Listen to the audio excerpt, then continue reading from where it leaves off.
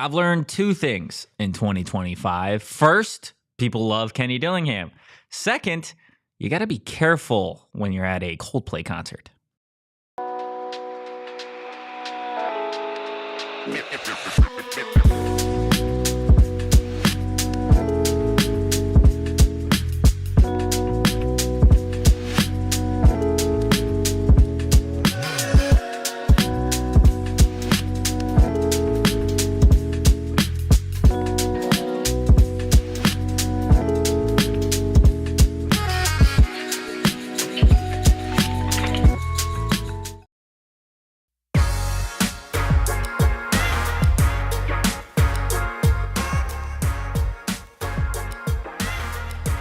Happy Thursday and welcome into the PHNX Sun Devils show, coming to you live from Studio K, presented by Circle K. Make sure you join Inner Circle for free by downloading the Circle K app today. Terms and conditions apply at participating locations. Visit CircleK.com for details. I am Anthony Totri, abandoned once again by Jose Perez, taking the day off, but it's all right because we still got the deli man behind the Mac making all of the magic happen.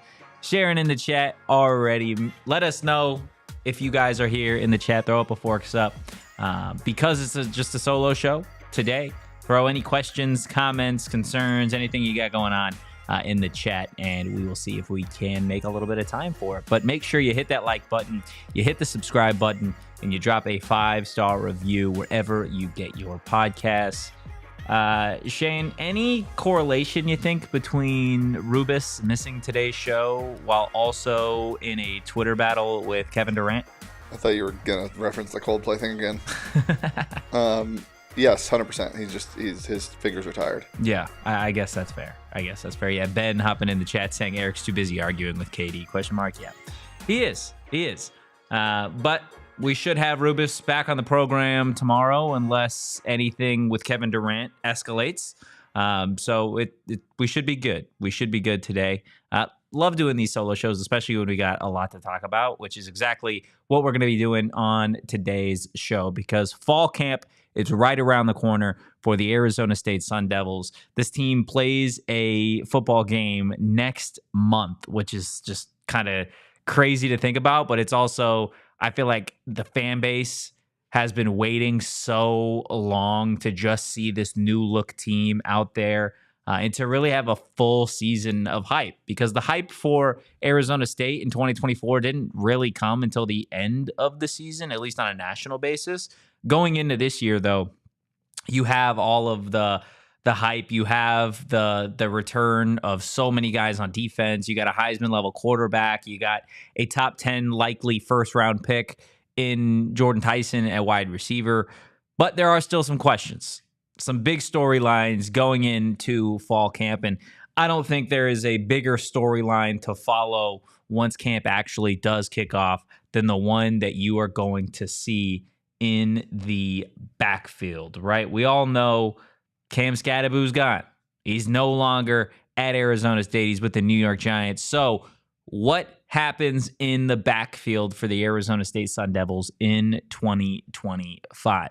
Is it Kanye Udoh's team? Is it Raleek Brown's team? Is it Kyson Brown's team?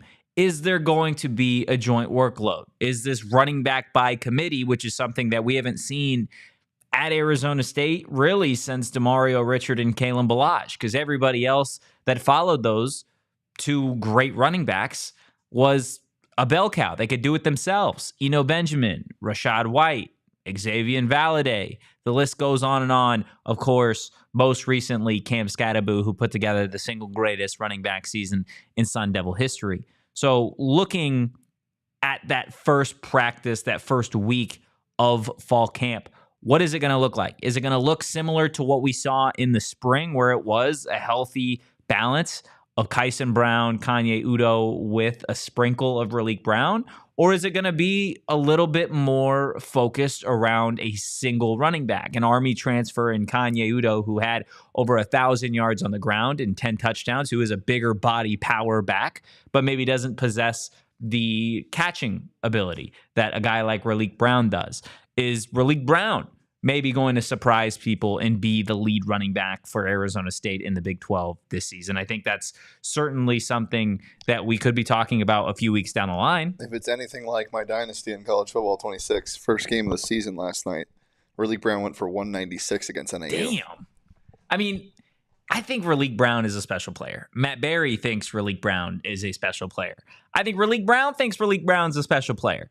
And if you had the opportunity to watch what he does in practice, if you had the opportunity to talk to him, he is one of the most energetic guys, if not the most energetic guy on the team at this point. People want to put Raleek Brown in a box where he just is a out of the backfield, I'm your third down guy. That's not what Raleek Brown is as a running back.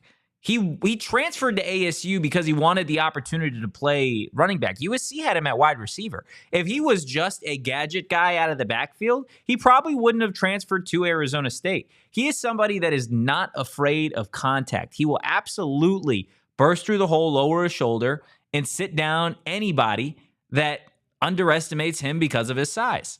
Now, you've got the other guy in Kyson Brown. And I don't want that to be, a jab at Kyson Brown as the other guy, but there are so many backs in this backfield for Marcus Arroyo and Sean Aguano and Kenny Dillingham to work with here in 2025. Kyson Brown is the epitome of what it means to be an Arizona State Sun Devil at this point. He was a part of Dilly's first recruiting class, I believe, when he got to Arizona State. His very first carry was a fumble. At that point, people were already chalking it up, being like, yeah, this guy, he's not ready for Division I football. Then Cam Skattebo gets here. He's got to sit, wait, watch Cam Skattebo do his thing for 2 seasons while not necessarily getting a ton of run throughout the year because we know how many touches Scat got. And then they add a transfer in Kanye. They bring in a couple freshmen in Grayson Rigdon and Man. And he's still here. He still puts in the work every single day. He is one of the fastest backs in the backfield. He's gotten bigger. He's gotten stronger. He's gotten more comfortable with the playbook year over year. I think Kyson Brown is somebody that people are like on a national basis writing off a little bit. I think it's been super easy for people to see a natural progression from Cam Skattebo as a former transfer to Kanye Udoh as the new transfer, somebody that's already rushed for, 1,000 yards and 10 touchdowns. It feels like it's a lock on a national basis that Kanye Udoh is going to be the starting running back. I don't necessarily know if that's the case, right? Sharon in the chat saying my money is on Kyson Brown for RB1. And I don't know. I realistically, I don't know if it is going to be in a by committee situation or if it is going to be a bell cow. If I had to put money on it, I would say that I think it is going to be a more by committee situation because I don't know if the running back room has been this deep since Dilly got here. And you still have a bunch of players from last year's team, right? Raleek, you have a guy in Kyson. I really genuinely think this offense could benefit and will benefit from having a by committee situation in 2025. There are going to be a lot of people focused on Sam Levitt and Jordan Tyson. You're going to be able to keep all of these backs fresh and healthy while they all present different, unique challenges to opposing Big 12 defenses. Daily Man, do you think that it is a by committee situation in 2025, or do we have any other insights from your dynasty? Nothing from the dynasty, no. I don't know. I mean, if you're looking at it right now, fall camp's going to be able to tell us so much. I think after Camp T, I think we might have a lot better idea. Right now, I would say it would be, but Kenny's also just going to go with what's working. He's not stubborn. Yeah. If something's working or something's not working, he's going to adjust to that. So right now, I'd probably put my money on Kanye being the starter week 1. But does the starter mean anything? Jalen Conyer started a game at quarterback. Yeah, that is true. That is 100% true. I think the last note to keep an eye on during fall camp, specifically in the running back room, is the younger running backs. Is there a chance for any of them to get any run here in 2025? I think you probably see a couple of them get some carries in that NAU game, potentially in the Mississippi State game, depending on how that one turns out on the road in SEC country. But there are a lot of young backs on this team. Jason Brown Jr. is definitely the most notable, somebody that was a freshman here last year. Yeah, where do you think his playing time is right now? I always have said throughout at least spring ball that I feel like he could be the best like short yardage goal line back that this team has on the roster. Massive. He is massive. His legs are massive. Like he's just a tough guy to tackle. Like he's built like Maurice Jones-Drew, like size wise. He's taller, I think, though. Yeah, he could be. He could be. He's also 5'8" like or 5'9". But I don't know if he's like 5'6". I don't know if he's 5'8" or 5'9". Yeah, he doesn't look as hamstery. No, he does. You're right. MJD did look very hamstery. Also, I mean, when I look at him, and it might just be because I'm excited about him, I think he's one of the most underrated players on this roster. I think that's fair. I don't think people are talking about him enough as a guy who's going to get snaps this year. I just don't know. Like that's something that I've tried to really rack my brain with here is like I don't know where the role is for him if everybody stays healthy because no wide there are receivers so many on guys. the field. We're running four backs out there. We're running 23 personnel, and we're just getting nasty. I don't hate the idea of using him as a fullback. Like I don't, even if it's like a decoy situation, or if you're just like let's line up in the eye and let's have him be the fullback and just turn and hand it to him. 32 personnel. 32. Remember my we have to. I think we could see it. Remember, what did I call it? It was the modified wishbone where we have. Oh yeah, you did have this. I don't remember. All four of them can be on the field at the same time. Who are you giving the ball to? Kanye is the quarterback. Ralik is behind him. Kyson and Jason are on the other side of him. You're throwing out your two biggest tight ends on either side of the ball. So AJ and Shaman. And what are we calling this formation? The Wish Bros. Yeah, the Wish Bros. That's pretty bad. Good. The Wish Bros is good. I could so see Marcus turning to the sideline, red in the face. Wish Bros, Wish Bros, Wish Bros. And the defense just being like, there's 4 running backs on the field. What is going on? Oh, man. Look, I think Jason Brown Jr. is a name that is going to be fun to keep up with, not just in fall camp, but more specifically when the season actually does get rolling. Just because I don't know if we're going to learn much about his role in fall camp specifically. The same goes for Man and Grayson Rigdon, 2 freshman running backs, just freshman athletes at this point that are very, very athletic. But because this is such a deep running back room, is there any role for those two to get any run, not on special teams, like actually in the backfield? If I had to give you an answer right now, I'd say probably not. Those two are looking to be special teamers, which isn't a bad thing. Scat was running special teams last year.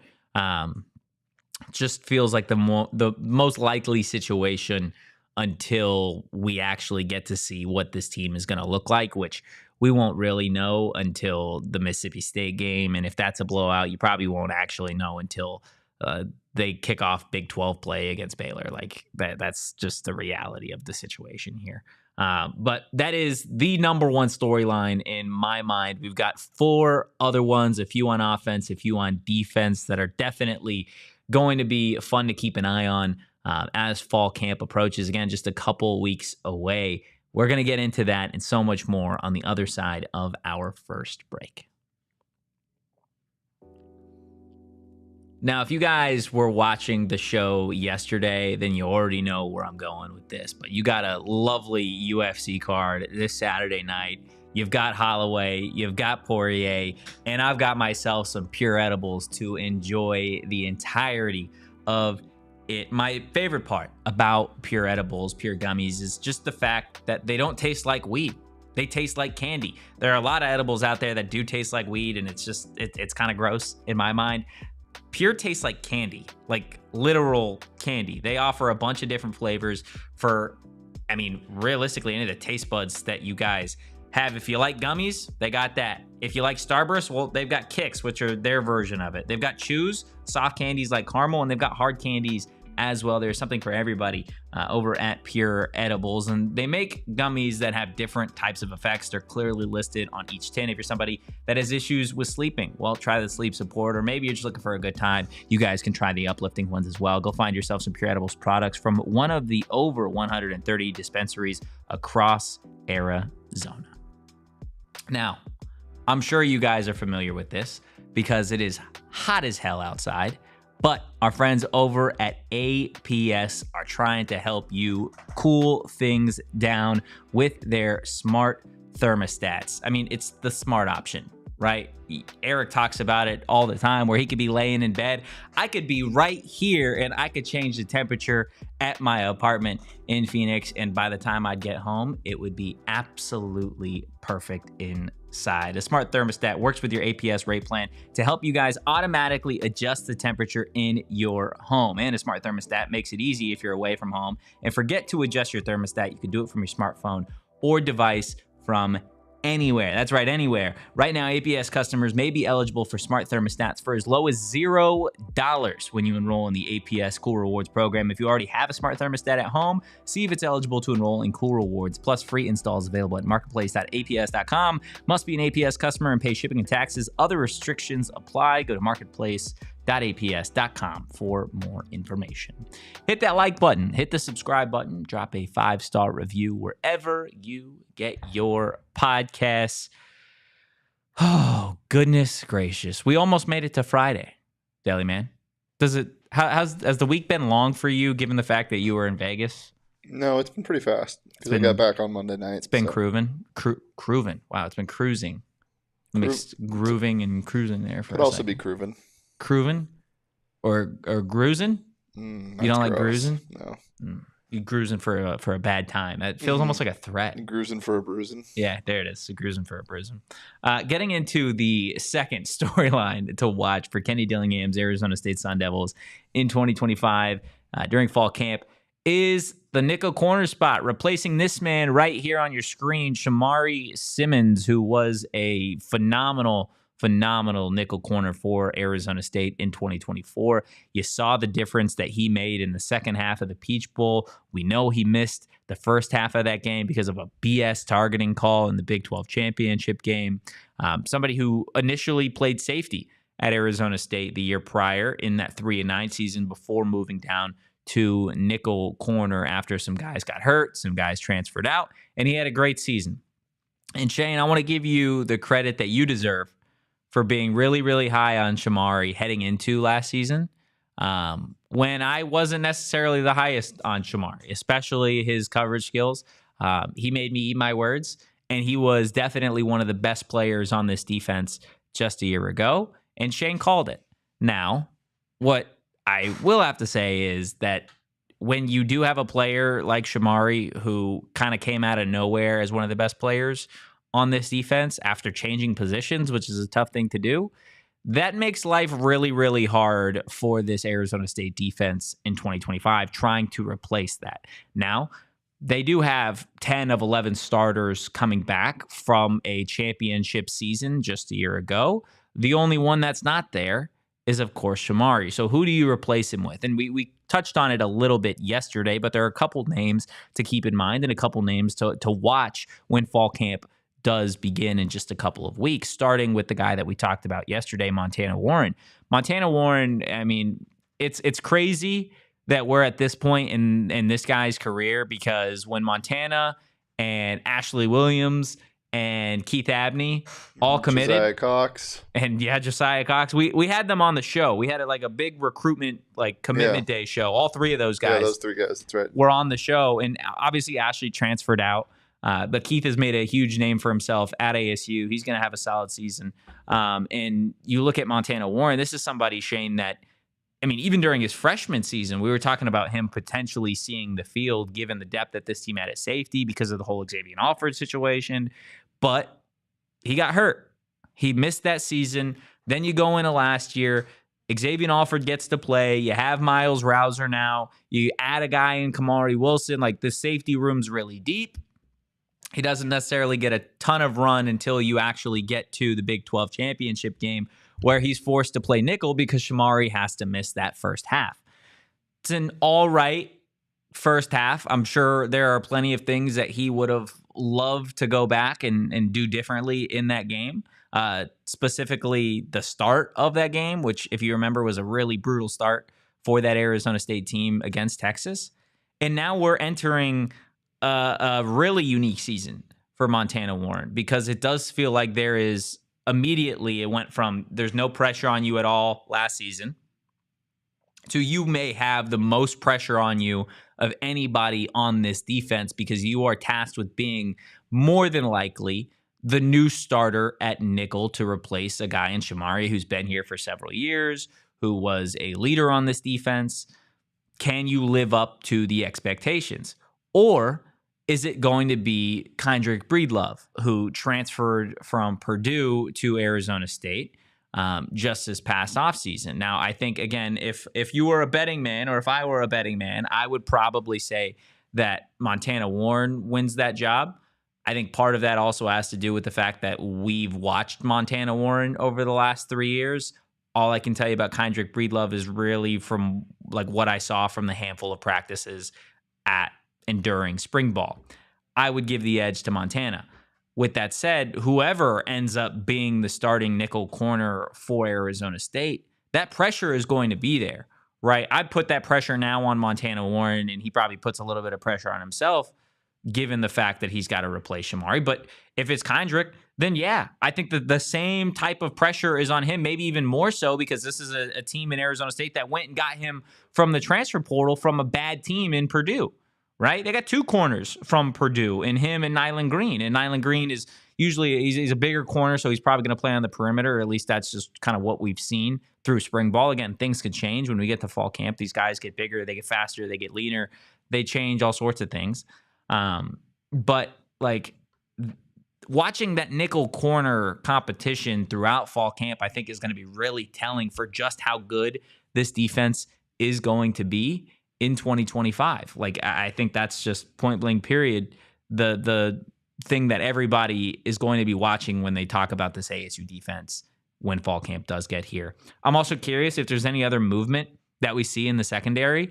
I think there was, maybe not any real discussion. Maybe it's more just a talking head discussion of like, hey, you now are missing somebody that was vital to this defense in Shamari at the nickel corner spot. Do you opt to move around some of the guys that you have? Do you move a guy like Keith Abney into nickel? Do you move a Javen Robinson to nickel? Do you maybe move some of the younger guys back to safety? Because we've seen this team do that before. Rodney Bimage, he's somebody that's had a really nice camp in the spring. Do we see him maybe play nickel corner if things aren't progressing in the timeline that this defense would like them to? Is he somebody that we see there? If there's any other young DBs on this roster, a Chris Johnson, right? He's somebody that had already kind of moved from corner to safety. So, like, do we see him at all? I think the secondary is something that a lot of people, myself included, are comfortable with,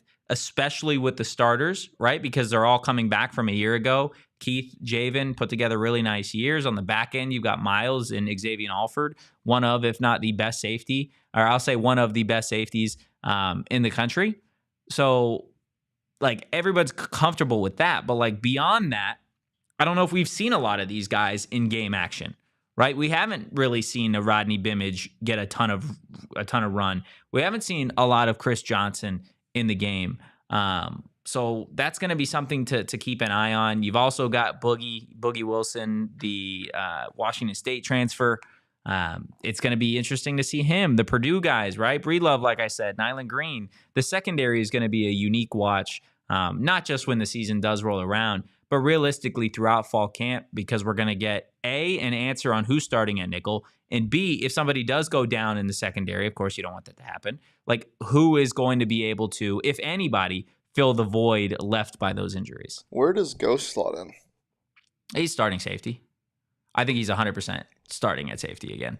I think he would be an interesting player to, like, if this team was a little bit weaker at the linebacker spot, I think he would be a fine linebacker, to be honest with you. I think. Well, I mean, I only say that because I think though he is smaller, I think he could play nickel a little bit. Yeah, I think that's 100% fair, and that's he had something. 2 interceptions against NAU, by the way. That's something to keep in mind when you with the whole Shamari and replacing Shamari discussion. Is Shamari, like you said, was originally a safety, right? Yep. Did they opt to move somebody that we haven't really seen them experiment with? Because we didn't see them experiment with that at all, really, in the spring. But is that more so something that they've discussed and worked on kind of throughout the summer? If you had to put money on it, who's starting week 1 at nickel? It has to be Montana. Yeah. That's what I think. I mean, they started getting Montana reps at nickel when he was a freshman. Yeah. And I thought that was going to be his future. And honestly, I bet if you don't bring in our bestie and Cole Martin, he probably does play there more. But he had to kind of transition, then he got hurt. I don't know, man. Like he has so much potential, and is he going to be a redshirt sophomore? I think so. Has to be because he missed the whole year. Let's see. There's no way he's not a redshirt sophomore. Yeah, I think that. Yeah, because Keith is a true junior. Yeah. Right. So yeah, that would make. Also, again, we don't say it enough. Well, one of the best names on this team in Montana Warren. Yeah, I think it's a great name. He is a redshirt sophomore. Yeah, and that's impressive, man. Like you have a guy that has at least 2 more years if he wants it. I mean, he could leave this year, but not a lot of tape on him. You know how I know that Ghost is going to be not know, but you know how you start to get these signs that players are going to have a special year, obviously because of the things he did last year. But you know what I've seen a lot in the past 3 weeks? A lot of national hype surrounding Rouser's draft stock. Really? Yeah, as a sleeper, which is, I mean, not like a ton. It's not flooding the feed, but I've seen it a couple times. Yeah. That's a really good indicator of a guy who has it. And, And we obviously know. We've seen it. We saw it in the spring game last year. Yeah. We heard it in the spring game last year. That was one of the loudest. we saw it. We saw it all year long. He was taking dudes' heads off. And he was. But one thing we also saw, which was really important, was him start to limit his fly around the field ability. Yeah. Where it's like, okay, we know you can do that. The after the whistle type stuff. Yeah. Well, even after the whistle stuff, I'm fine with that. Go ahead. Yell at somebody. Not if it's costing 15. Yeah. Well, there are moments for it. But it wasn't even like the getting too excited when you your eyes light up when you see a certain thing, play action, whatever. He has really, his instincts have improved a ton. Yeah. That's a good way to put it. Yeah. Is his instincts have definitely improved, and that's something that isn't always noticeable, right? I think he's 6'1". He is 6'1". He's taller than X, but he's somebody. No, he's not. He's somebody that I think could benefit from adding 10 pounds. If we get to fall camp and Miles Rouser is 6'1", 200 pounds, then yeah. He's 6'1"? And only 190 pounds. There's no way he's 6'1". You don't think so? I swear he was 5'10". No. He's That's not crazy. He's not that short. He's not that short. He does. You know what he does do though, which is probably why I think he plays so low. Yeah, he plays so low. He's fast. Can't even catch a look at the guy. Yeah. Lightning in a bottle. Miles Rouser's a problem.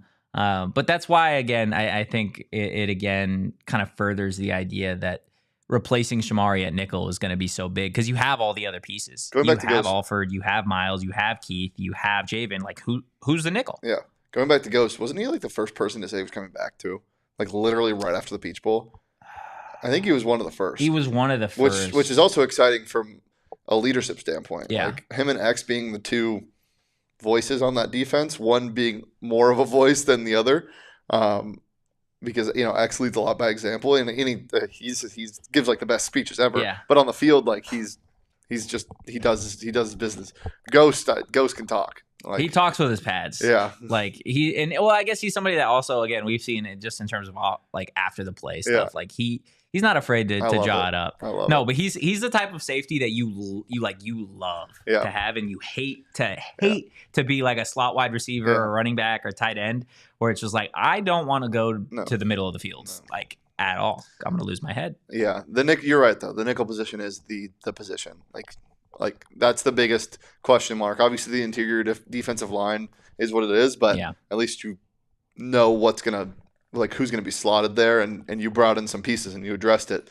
It's all right, if Montana Warren isn't the answer, then what is? Yeah, it's big, and it's something you're gonna have to adjust on the fly because we know how good some of these aerial attacks are in this conference heading into 2025. So we started in the backfield, then made our way to the nickel corner spot. We're heading to the offensive line quickly after this break.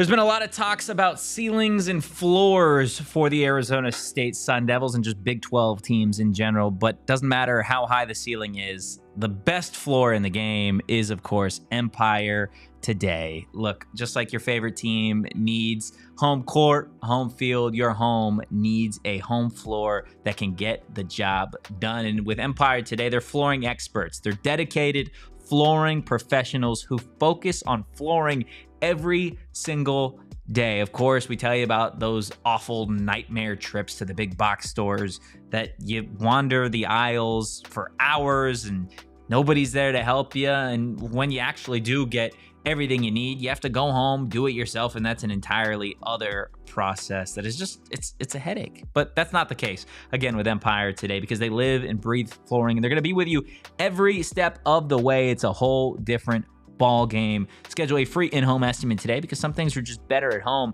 PHNX listeners can receive a $350 discount when using promo code PHNX. Yes, you heard it right, a $350 discount with code PHNX. Restrictions apply. Visit EmpireToday/PHNX for full details. One of the things that I love about pretty much all our partners here at PHNX is they're trying to help you save money. And when it comes to Mountain America Credit Union, well, they're trying to help you stretch your dollar with their rewards program. Get 2 times the points on rewards credit card purchases through July 31st. Just a couple of weeks left to take advantage of what Mountain America is offering you guys. Use your Mountain America rewards card and watch the points pile up. It's perfect for all the essentials. We're talking gas, groceries, travel, home projects, and all other purchases. Now, this promotion, again, is an easy way for you to stretch your dollar since you earn twice as many rewards. So what rewards are we talking about? You guys can redeem your double points for stuff like travel rebates, gift cards, event tickets, and other stuff. Now, it is a limited time only. Take advantage of it while you can. Details at macu.com/double. Loans on approved credit. Offer can change or be withdrawn at any time. Limited time offer. Terms and conditions apply. Will say ASU's defense returns 11 of the top 13 tacklers from last year. And of those, only Crook is the only one to play less than 13 games this season. Wow. Crook is going to be a problem too this year, by the way. Somebody that maybe I'm wrong, but I feel like people didn't give him enough love last year. ASU might be one of the only teams in the country to return their 3 starting linebackers, like the 3 main starting linebackers. Yeah, I mean, that'd be something though to definitely look out for. Like these guys were all dogs last year. Very good. Like Cyrus Fiaseu had a pick 6 on the first drive of the season. Keyshawn Elliott is massive. Like he's got the body of an NFL linebacker. And then you have a guy in Jordan Crook who I don't even think this is a stretch to say, just based off what I saw in spring ball, the most improved maybe defensive player out there, right? Like he is that good. I'm really interested to see what the linebacker rotation looks like this season. But that's not where we're going for storyline number 3 heading into fall camp. We are heading to the trenches, specifically on the offensive side of the ball. How's this offensive line going to gel together? Are they going to be really good? Are we going to see some familiar faces starting in new spots? We know we are, at least at center, right? Ben Coleman from left guard to center. He says he's comfortable as all hell, but he hasn't played that position, right? Specifically in a game at this level. Excited to see what he does. I think you look realistically from the left side all the way to the right side, and you could make a point that there's a question that needs to be answered during fall camp about each and every one of these guys. Starting at left tackle, Josh Atkins. You go back to last year, and Shane, I know you remember this, like Emmett Boley was starting at left tackle every single practice until the final week leading up to week 1 of the season when Josh Atkins ultimately got the run. Like, is Josh Atkins going to repeat the success that he had in 2024? I think that is a fair question, especially given the fact that this is a team in Arizona State that thankfully didn't have to deal with too much of the injury bug last year, so you didn't have to worry too much about things getting jumbled and shuffled along the offensive line. Josh Atkins needs to be a staple at left tackle, right? People are going to be coming for Sam Leavitt here in 2025 in the Big 12. There are some mean defensive linemen. There are some big-time pass rushers now in this conference. Specifically, you look at at Texas Tech, I think is a place that you immediately have to look. Utah as well. Like, he's going to be the guy to have to protect Sam Levitt's blindside each and every play, each and every game. That's a big task. Can he live up to that moment, right? Can he live up to what's being asked of him? At left guard, right? That's another interesting spot here, because who is going to be replacing Ben Coleman now that he kicks in to center? Is it going to be Sean Na? Sean Na, one of the more interesting Arizona State offensive linemen, like just career-wise to watch. He's somebody that, I mean, a few years ago, he found out, I think it was it Ladarius Henderson at this time was still here, or was it wasn't Ladarius Henderson. Man, what was his name? Oh, offensive lineman transferred mid-season before like a game against Utah or Kansas. So I know somebody in the chat knows it. He had a tummy tattoo. Oh, what was his name, dude? Oh, Asai Glass. There you go. Right? It was Asai Glass. Asai Glass transferred like midweek, and they told Sean on the plane, hey, you're gonna have to play center, or you're gonna have to play guard, or you're gonna have to play tackle, whatever position he ended up playing. And he did a solid job at it, right? So like, this is somebody that I expected to get a lot of run last year because of what he showcased as a freshman, and he just simply didn't, right? Does that change heading into 2025? Is he your starting left guard, or is it some of the other guys that you added in the transfer portal? Is it a guy like Jamedo Obigbo, who transferred in from Texas State, who is a big boy, to say the least, right? Then at center, we already talked a little bit about Ben Coleman. He's somebody that I know I've got a lot of trust in, a lot of faith in to lead that center spot, but it's something that you can't really evaluate till you're out there and you've done it, right? You could do it all you want in practice, but until you get to a game and you see those game reps as a center, what does that look like for Arizona State? Because he's got big shoes to fill, and a guy in Leaf Fautanu who led this Arizona State offensive line for a couple years and did a hell of a job at it. At right guard, Kyle Scott probably getting the start at right guard if I had to pencil it in today. He's one of the most improved, if not the most improved offensive lineman from a year ago. Does that repeat?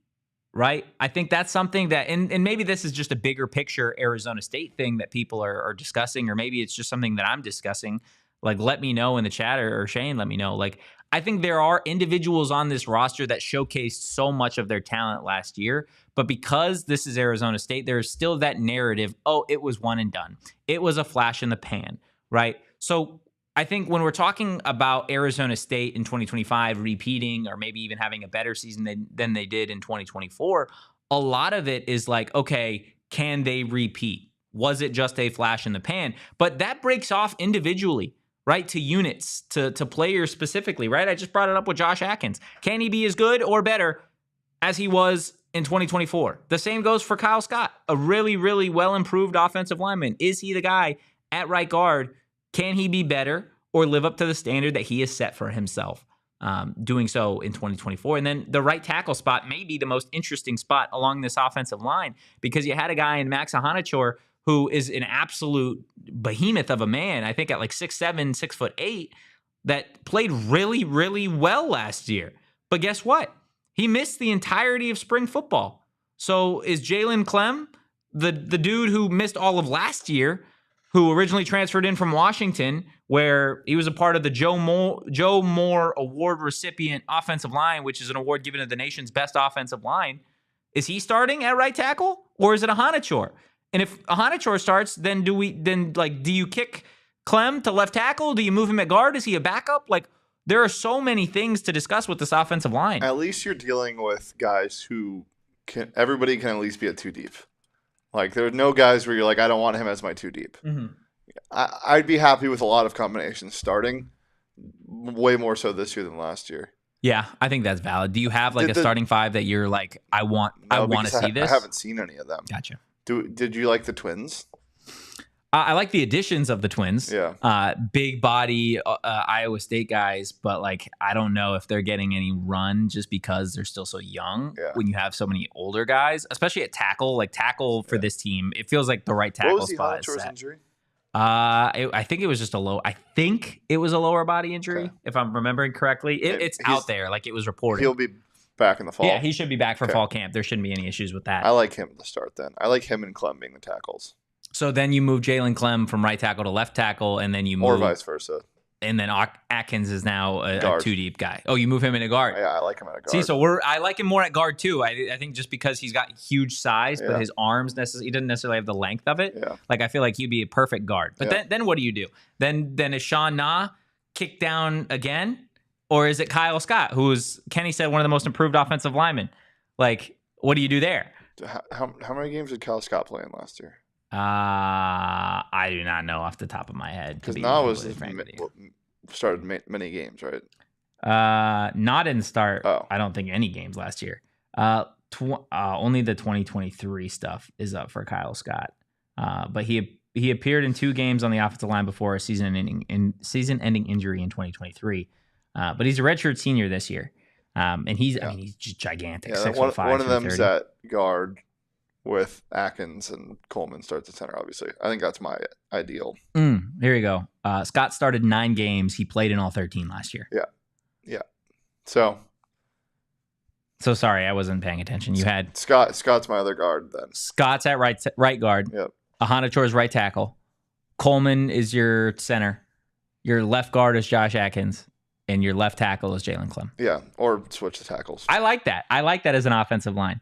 But it does, it literally fits the bill of what we had on the graphic, right? It's an offensive line reshuffle, giving everything that, we've already seen in spring ball. Like, there were some folks, Will being one of them, that wasn't too thrilled with my rankings, my Big 12 position group rankings, that had Arizona State not as a top 4 offensive line going into this season. I said in the Die Hard Discord, I think this group has the ability to do that, right? Like, we wouldn't be talking about Arizona State repeating as Big 12 champions and going back to the college football playoff if they didn't have a high caliber offensive line. The big question, though, is can these guys gel together at realistically new positions? Because Ben Coleman, again, from left guard to center, that's a change, right? If we're talking about moving Josh Atkins from left tackle to left guard, that's a change from last year. If we're talking about Jalen Clem moving from right tackle to left tackle, well, guess what? That's a change because all of spring he was working at right tackle, right? So I think they have the ability to do it.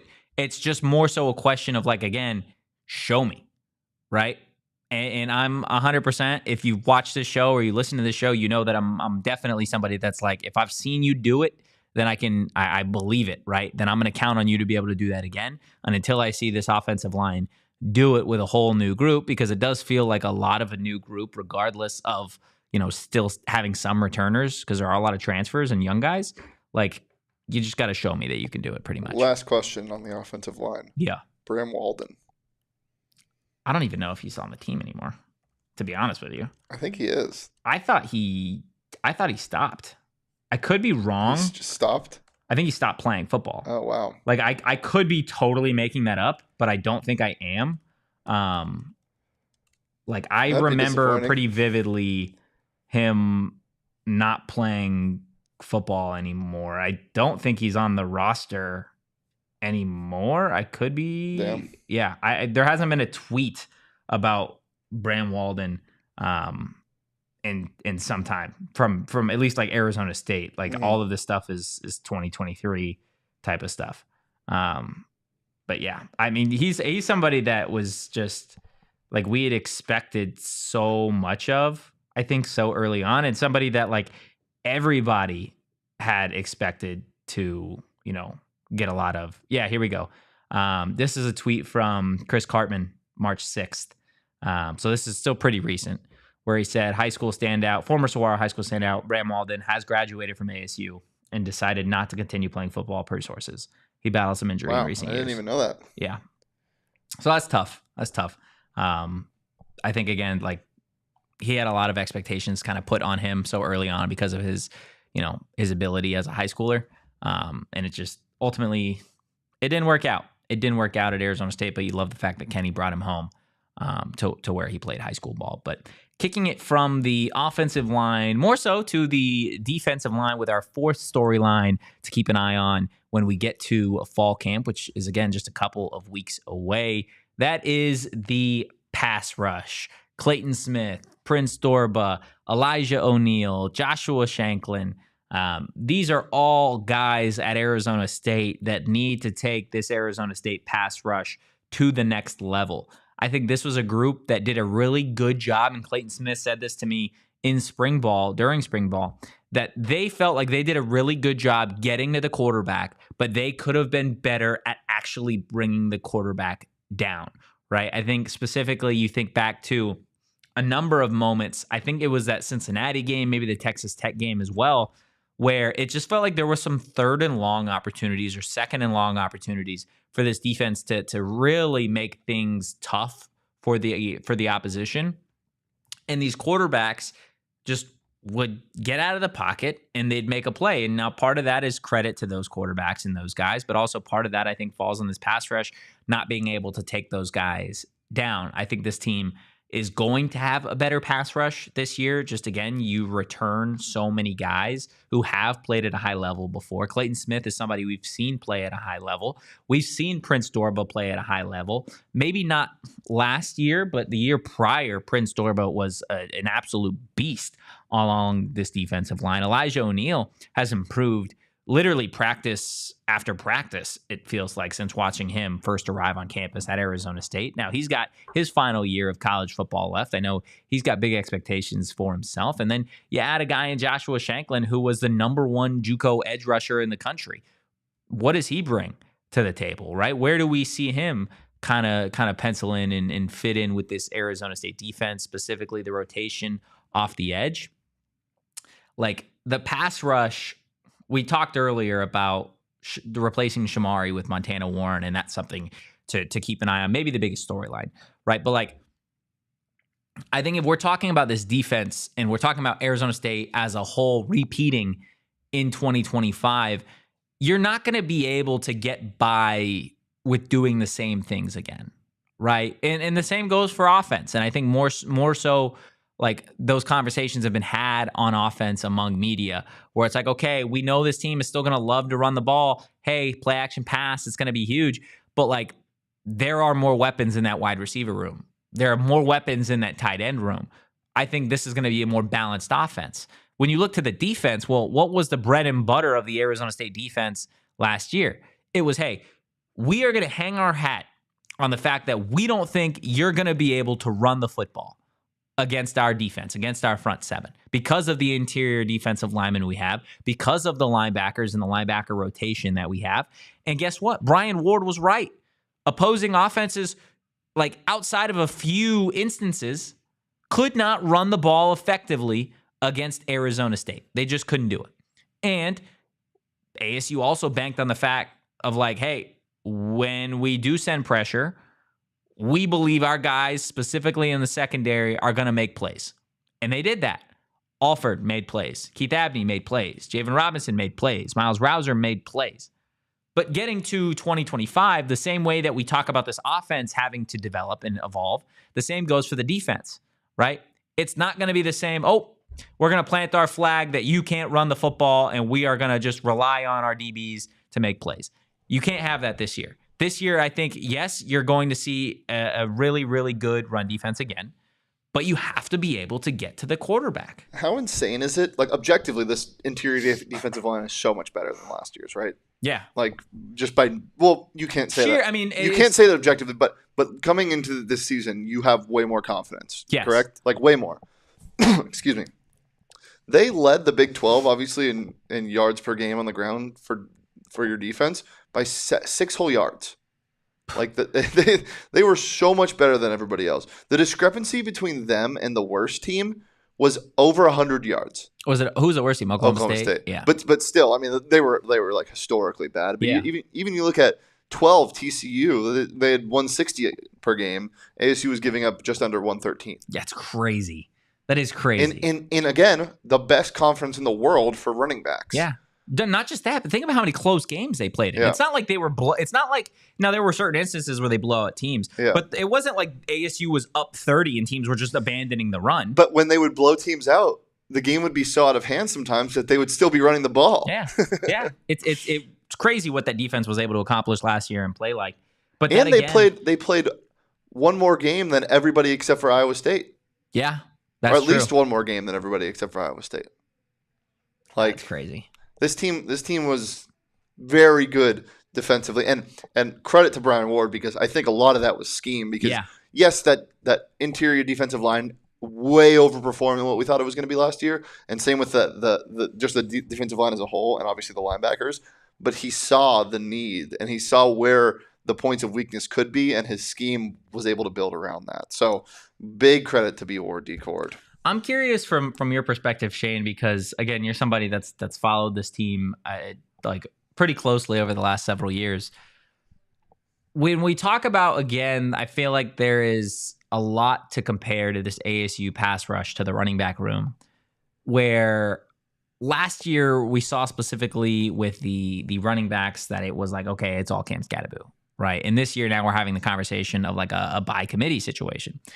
Do you feel like looking at the pass rush going into 2025 that it's like, okay, maybe Arizona State isn't going to bank on having like one truly just elite first round like defensive end like some of these other teams in this conference, like a Texas Tech maybe feel like they have? Not to, again, throw a jab at any of the individuals that they have on this pass rush, but where it is going to be more of like, okay, collectively, I want 3 sacks here, 3 sacks here, 3 sacks here. That? A true pass rusher? Yeah. Terrell Suggs. Yeah. like genuinely. Yeah. No, their best pass rusher was probably Will Sutton. Yeah, literally. He was a defensive they had some tackle. dogs. They've had some dogs. Yeah. They've had great, they've had production, but nothing like that. Like nothing. No, nobody's ever had that. Well, you know who my boy Karan Crump. No. You love Karan Crump. I do love Karan Crump. No, I'm saying like you haven't had a good like first round talent or even like a NFL top 3 round edge rushing talent for so long, and I think the last time you probably did was one you let walk out of the door and performed very well at Colorado last year. PJ Green, yeah, that's tough. So, yeah, you're hoping that Clayton Smith can improve the things he's been improving on, which we think he can. Oh yeah, 100%. If he can, I think the biggest thing, I'm going to use the most cliche football term ever. If his bend gets better.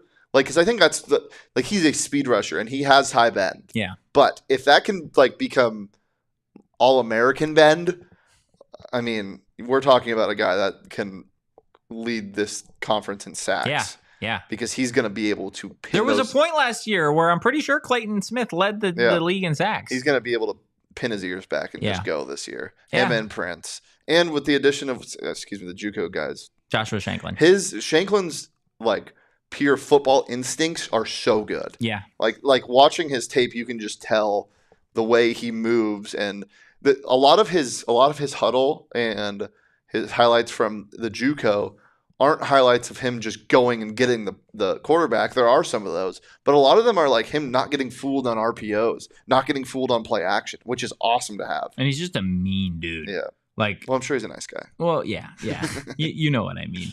And like, again, like if you looking at what Joshua Shanklin was able to accomplish, like at the JUCO level, like his numbers were just ridiculous. I don't have them off the top of my head. I'm looking for them right now, but yeah, like I can look for them. He had like double-digit crazy number of sacks. And again, that's the JUCO level. It is what it is. But like, I think him paired with some of these other guys, again, Elijah O'Neal, like I'm interested to see realistically, like when we talk about pass rush, I don't want it to sound like it's just specific to the edge rushers on this team, because I think one of the most important things that you can have from a defense is an interior pass rush, right? Which we talked to CJ Fight before last season. He said he wanted to improve his pass rush. What does Justin Watley bring on the interior? Or Jacob Kungaika? Now you have Anthony Cooper back. He had 14.5 sacks. Like, that's crazy. Yeah. 14.5 sacks at JUCO level. Like, he was just dominating. Games. Every single week, he was dominating the opposition. But I think that's something, again, that plays into the pass rush in general, is not just the edge guys, but more so like the interior of this defensive line, which Shane just brought up. Like, hey, now I feel like we can confidently say that this interior defensive line is really, really solid, above solid even. So, like, part Who are you of most excited to watch on that interior? It's got to be CJ. Aside from CJ Fight. I would say Kungaika probably. Like, I was really, really impressed with what Kungaika brought to this team last year. Just from an energy perspective, dude. Like, I know I said Raleek at the start of the show maybe has the most energy in this team. Like, Jacob Kungaika is just, like, he's just a fun dude. Just a fun guy all around. Like, he brings the energy. He's somebody that certainly is going to be a fun player to watch this year, and I hope he improves. But getting into the final storyline that we've got before the tail end of today's show, it's something that Kenny has brought up. The freshmen, the young guys, are we gonna see some freshmen this year, even redshirt freshmen, contribute on this team the way that we saw some of the younger guys help this team out last year, right? Kenny had brought it up. It was asked point blank when we got to spring ball of like, what does he still want to see? And he wanted to see some of these young guys really step out of their comfort zones, and see if they were going to be able to rely on any of these younger guys. Rodney Bimage Jr., he's a younger player, not necessarily a true freshman, I don't believe. But like watching him develop and play as a younger player, I think is going to be super important for the secondary, right? Specifically, we talked about the secondary earlier. Yeah, Bimage, a redshirt freshman, does he contribute this year? AJ Ia is somebody that I don't know if there's anybody in Tempe that is higher on this kid than I am. I already called him the best freshman tight end that we've probably ever seen at Arizona State. He hasn't played a snap yet. He's gigantic. He can catch the ball. He can block. He could do it all. Does he contribute? Is Arizona State able to rely on AJ Ia here in 2025? I think the biggest question you ask about the freshmen this year is, will you need them? Like, where's the most potential for, not in terms of a player, but in terms of the depth of a position that a freshman could have an impact on? Because it's definitely not the secondary. Really? I would say the secondary. Where in the secondary? I would say just, again, based off of what we were talking about earlier. The nickel position? Not necessarily the nickel spot. Because I don't see any room at corner. I feel comfy with who we have starting, but I feel comfy with who this team is going to have starting everywhere. Yeah. It's more so like, okay, if one of these guys were to go down, it probably is going to be a younger guy that you see. If Keith goes down, is it somebody not named Nyland, right, that's out there? Do you have a Bimage? Do you have a Chris Johnson at safety? If we're talking about the redshirt freshman. Sure. Yeah, redshirt freshman as well. Not necessarily. Then yes, I agree, because there's a ton of redshirt freshmen that are like close to the two deep in the corner room for sure. That would 100%. Yeah, redshirt freshman, I would say, is probably the younger guys that we're looking at. I think, again. Yeah, like Bimage is probably right behind Keith. Yeah. Yeah, like, and again, he's I think probably in the two deep. There's a chance I think you see Bimage at nickel too, under the right circumstances. I think also looking beyond the secondary, like Jaron Hamilton's a redshirt freshman, and we've had a lot to say about him already through spring ball and when he arrived on campus. Like the expectations are set for him. He's only a redshirt freshman. Is he able to live up to those expectations? I think you're going to see a lot of those running backs. Specifically a guy like Grayson Rigdon or a man be used on special teams. I think that's something, again, that we talk about. Like there are a lot of folks that when we say contribute to this team or be important for this team, they immediately think at that position. Like special teams is so invaluable to success in college football. So like if these guys are able to be difference makers, I think that's something that's important. Tony Lusenkuba just popped in my head too as a younger DB redshirt freshman. Who are you most excited to see that we haven't seen yet in spring from this freshman class? True freshman. Rigdon. Yeah. Rigdon 100%. Yeah. I mean, when you do what you did at Texas high schools as a running back, scoring 1 million touchdowns and then averaging 40-something points playing in high school basketball, that's just wild to me. Do you have one? No, because I haven't really seen people out there in general. Yeah, I guess that's Do you think Chance Abels plays at all? When you say plays, like actual wide receiver position. No, I don't see it right now. No. I think, again, like it's the same situation with some of the other the younger guys at wide receiver. Like there's just so much talent at wide receiver. Yeah. Like Jordan Tyson, Malik McClain, Jalen Moss, Jaron Hamilton, Noble Johnson. Like those 5 are going to be your 5 wideouts realistically. Sorry, I forget. Is Sample or Plass the one that got hurt? Plass. I always get those two mixed up. Yeah, Plass John. He's somebody that you would have seen probably. Sample is probably ahead of him too. Yeah. So. Yeah. Regardless, I mean, those are just 5 of what feels like a number of fun storylines to follow when fall camp does get going. It's going to be an absolute blast. Again, we're right here. Your home for all things Arizona State football, men's basketball, women's basketball, anything under the sun. We're live 5 days a week right here on the PHNX Sports YouTube channel. So make sure you hit that subscribe button. You hit the like button as well. You drop a 5-star review on your way out. If you're listening on audio, we appreciate everybody in the chat as well hopping in. LD Go Perez asking, could AJ Ia be tight end 1? I don't see him being tight end 1 to start the season. I don't see him being tight end 1 to end the season. But 2026 is a brand new year, and if I had to put money on it now, I would say yes. Probably your tight end 1 going into next year. That being said, there was also a quarterback competition last year. That is true. You never know what could happen here in college football. Guys, if you enjoyed today's content, give us a follow at PHNX_Sun Devils on social. You can follow me at Anthony_Totri. You can follow the Deli Man at Shane Dief. Excited for the future as always. And we will see you guys on Friday. But in the meantime, go Devils. Peace. We all silly like the mayor.